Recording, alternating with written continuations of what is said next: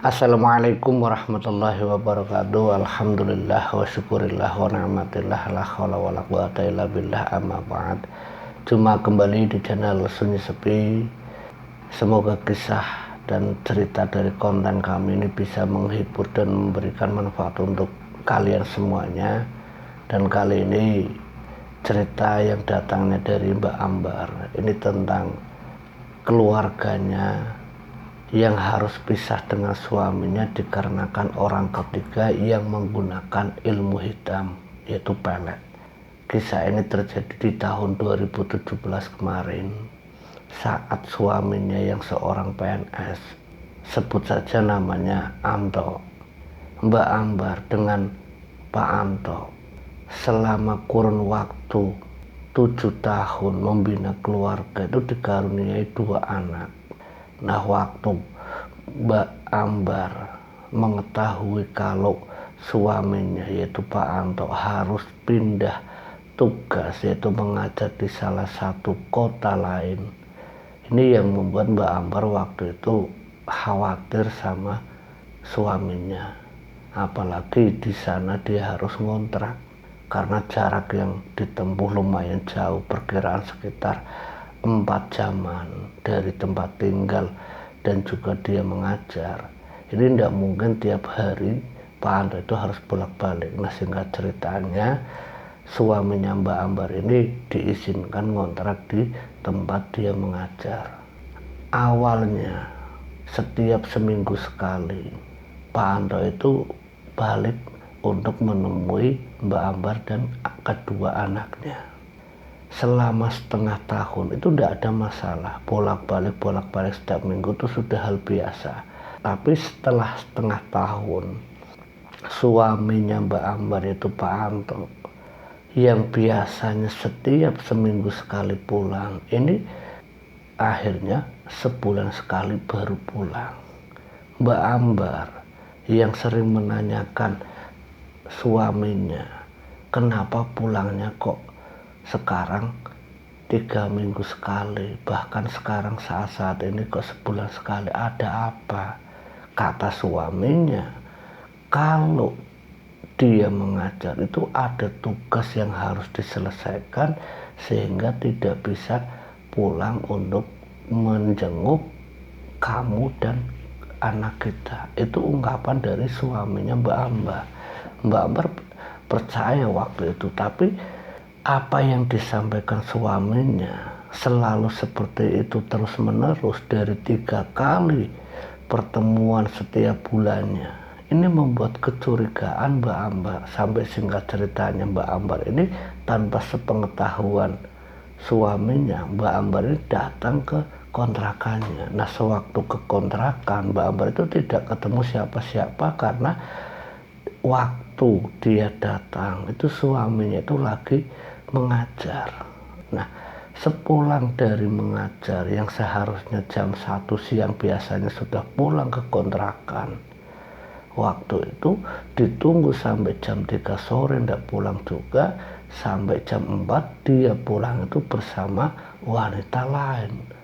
Nah, Mbak Ambar sebagai istrinya merasakan cemburu langsung. Nah, waktu dia ini tak melihat suaminya bersama dengan wanita lain, ini langsung menegur suaminya dan menanyakan siapa mas banyak ini. Kata suaminya kalau dia itu ya guru yang sama-sama mengajar di sekolah ini. Itu pertama kali melihat wanita tersebut. Awalnya ya tidak curiga, tapi dari firasatnya Mbak Ambar, wanita itu sepertinya ada hubungan dekat dengan suaminya. Nah, di minggu yang lainnya Mbak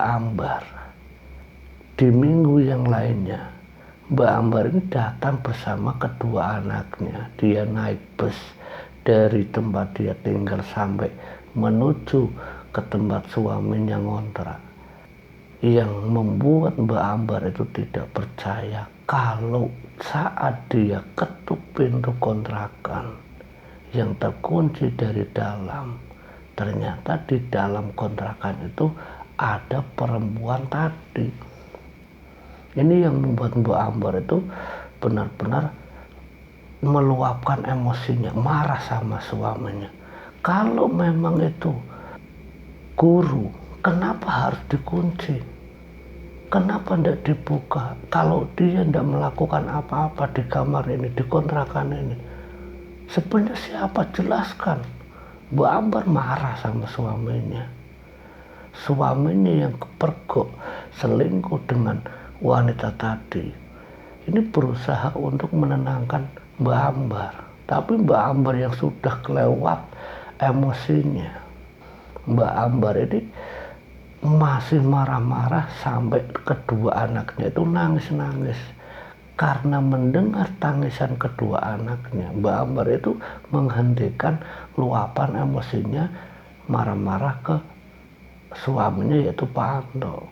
Saat Mbak Ambar ini mereda emosinya, wanita yang di samping suaminya, yang kata suaminya itu guru, itu langsung diusir sama Mbak Ambar. Pergi kamu, wanita murahan, wanita kurang ajar, sudah tahu dia punya suami, masih ganggu saja, dasar wanita ini itu dan sebagainya. Itu umpatan Mbak Ambar itu keluar.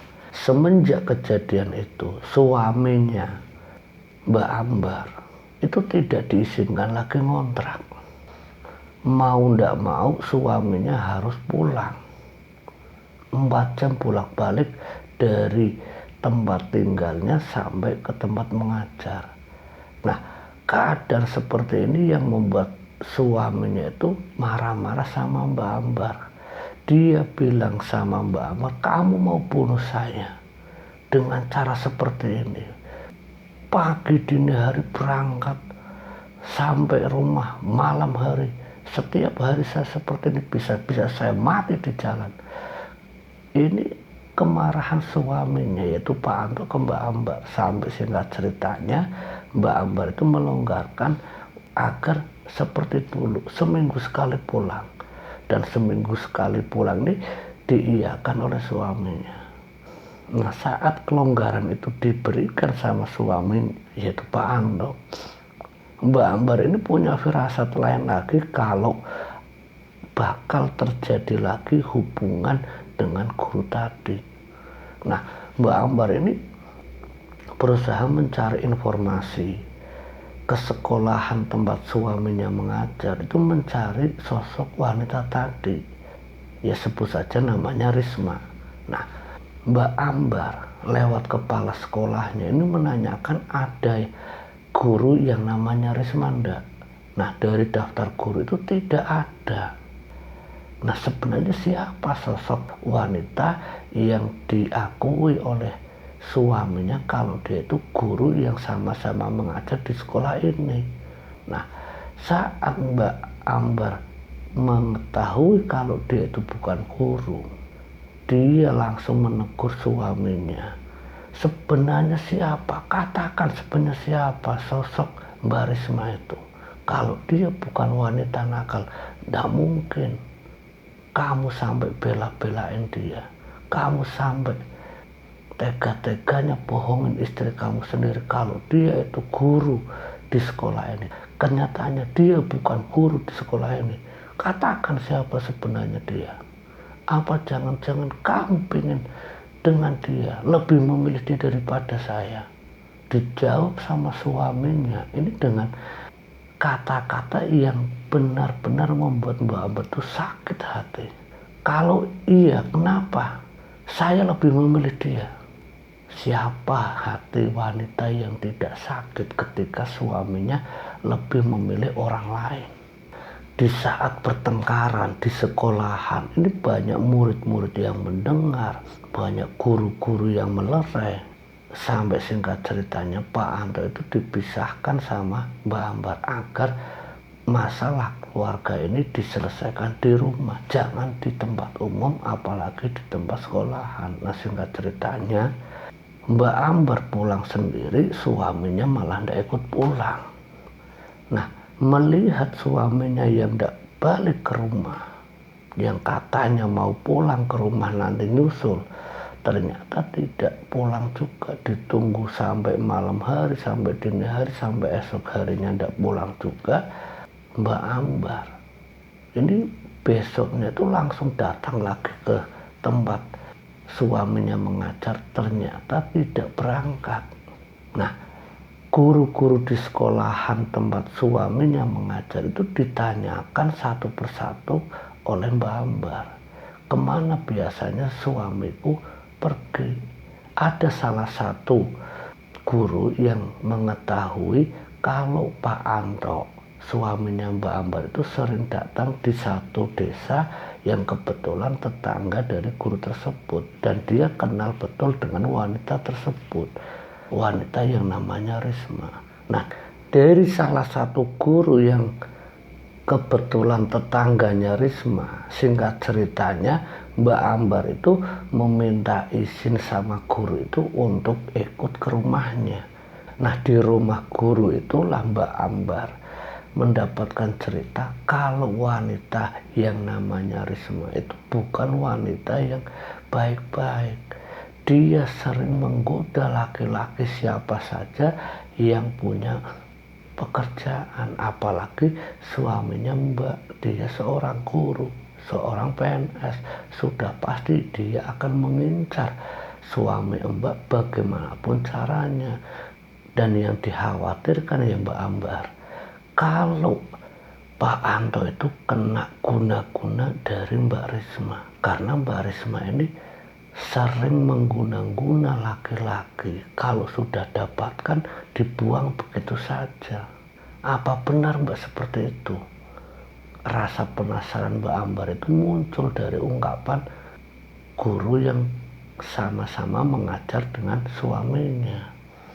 Singkat ceritanya, saat Mbak Ambar ini duduk lama mendengarkan cerita tentang siapa sebenarnya Risma, Mbak Ambar yang hendak pamitan untuk pulang, Mbak Ambar itu melihat suaminya itu sedang naik motor berboncengan dengan Risma. Mbak Ambar yang teriak memanggil suaminya karena laju motor ini sudah jauh, suaminya tidak mendengarkan. Mbak Ambar hanya bisa menangis. Apa yang sebenarnya terjadi dengan suamiku? Mbak Ambar sempat ditenangkan sama guru tadi. Sudah Mbak, sabar Mbak, sabar. Nah, Mbak Ambar ini singkat ceritanya, dalam kesedihan tersebut, dalam saat sakit hati tersebut, Mbak Ambar singkat ceritanya balik ke rumah. Dia menemui kedua anaknya termasuk ibunya yang menjaga anak-anaknya Mbak Ambar.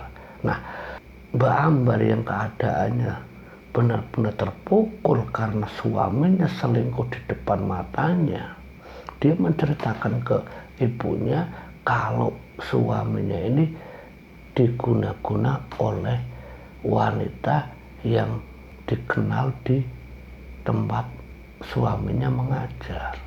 Setelah Mbak Ambar menceritakan ke ibunya ini menyarankan sama Mbak Risma, sebelum Mbak Ambar yang menceritakan ke ibunya Mbak Ambar ini menyarankan agar Mbak Ambar ini mencari orang pintar untuk mengetahui siapa sebenarnya Risma. Apakah dia benar-benar memelet suamimu atau suamimu yang justru sengaja melakukan selingkuh tersebut.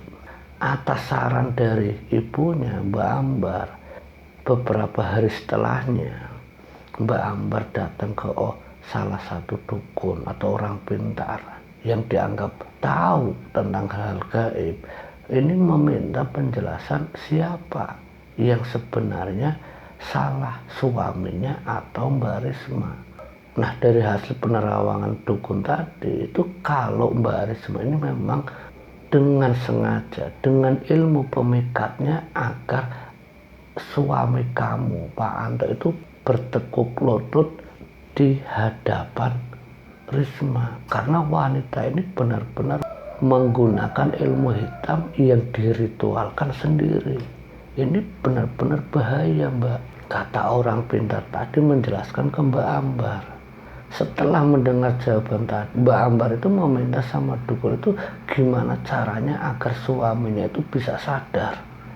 Orang pintar tersebut, orang pintar yang didatangi Mbak Ambar tadi akan mengusahakan. Nah, singkat ceritanya, apa yang diinginkan Mbak Ambar lewat orang pintar tadi ternyata tidak berhasil. Selama 1 bulan suaminya ini tidak balik-balik juga. Apa yang sebenarnya terjadi dengan suami kamu? Nah, waktu itu ibunya Mbak Ambar teringat dengan temannya yang sekarang sudah menjadi seorang kiai. Nah, di situ Mbak Ambar akhirnya diperkenalkan dengan teman ibunya. Nah, sebut saja namanya Pak Syafi'i. Nah, lewat Pak Syafi'i ini Ambar dikenalkan oleh ibunya agar Ambar ini menceritakan apa yang sebenarnya terjadi dengan suaminya. Nah, singkat ceritanya lewat Pak Syafi'i ini, keinginan Mbak Ambar perlahan-lahan itu mulai terwujud. Suaminya yang tadinya tidak pernah pulang, mungkin sudah hampir 3 bulan lamanya, dia balik pulang. Seperti orang yang linglung saat pulang itu. Dia tidak teringat apapun, seperti benar-benar orang yang hilang kesadarannya. Saat ditanya Mbak Ambar, Pak Anto itu seperti orang yang benar-benar linglung. Setelah diterapi oleh Pak Syafi'i, beberapa hari setelahnya, kurang lebih hampir seminggu, Pak Anto tidak bisa berangkat mengajar seperti guru-guru yang lainnya. Diterapi di rumah Duruki, alhamdulillah suaminya tersadar. Dan yang membuat Mbak Ambar itu bingung karena apa yang dilakukan suaminya itu seperti tidak pernah terjadi. Apakah itu benar-benar dia hilang kesadarannya atau hanya pura-pura? Ambar menanyakan ke Pak Syafi'i, sebenarnya apa Pak yang terjadi dengan suamiku? Lewat penjelasan Pak Kiai, kalau suami kamu semenjak kenal dengan wanita tersebut, kesadarannya itu memang sudah hilang. Dia seperti terhipnotis, dia seperti terpikat, yang membuat pikirannya itu ya hanya tertuju pada wanita itu. Mungkin awalnya biasa, tapi lama-kelamaan dia akan melupakan keluarganya. Dan ini yang terjadi sama kamu Mbak Ambar. Iya Pak Kiai, iya Pak Kiai. Sudah Mbak Ambar, yang penting suami kamu sudah sadar. Dan tolong sampaikan ke suami kamu agar suami kamu lebih mendekatkan diri pada Sang Khalik, yaitu Allah Subhanahu wa Ta'ala, untuk memperbaiki sholatnya, untuk memperbaiki sunnah-sunnahnya, dan banyak lagi amal-amal ibadah agar sering dan selalu dilakukan oleh suami kamu, agar dijauhkan dari orang-orang yang zalim dan ingin mencelakai suami kamu, termasuk keluarganya Mbak Ambar sendiri. Setelah mendengar penjelasan dan bimbingan dari Pak Kiai itu, suaminya Mbak Ambar yang setiap kali enggan melakukan sholat, ini dipaksa sama Mbak Ambar untuk selalu melakukan sholat 5 waktu. Sampai singkat ceritanya, kekhawatiran Mbak Ambar dengan suaminya yang selingkuh lagi, Mbak Ambar ini datang ke pihak sekolahan agar suaminya itu tidak lagi mengajar di sekolah tersebut. Walaupun keinginannya ditolak dari sekolah karena itu bukan tanggung jawab dari sekolahan, karena itu tugas dari pusat. Singkat ceritanya, Mbak Ambar memilih suaminya untuk tidak menjadi guru. Dari hasil tabungan selama menjadi PNS ini, Mbak Ambar akhirnya membuka usaha, membuka warung kecil-kecilan, sampai singkat ceritanya sekarang Mbak Ambar itu sudah punya toko sembako yang lumayan besar, yang bisa mencukupi kedua anaknya, termasuk ibu dan suaminya. Suaminya sekarang yang dulunya PNS, sekarang hanya membantu Mbak Ambar untuk setiap harinya itu berjualan di sembakonya di rumahnya sendiri. Dari kisah ini kita bisa ambil hikmah dan pelajarannya, semoga bermanfaat dan menghibur untuk kalian semua. Akhir kata, wallahu muwaffiq ila aqwamit thoriq. Wassalamualaikum warahmatullahi wabarakatuh.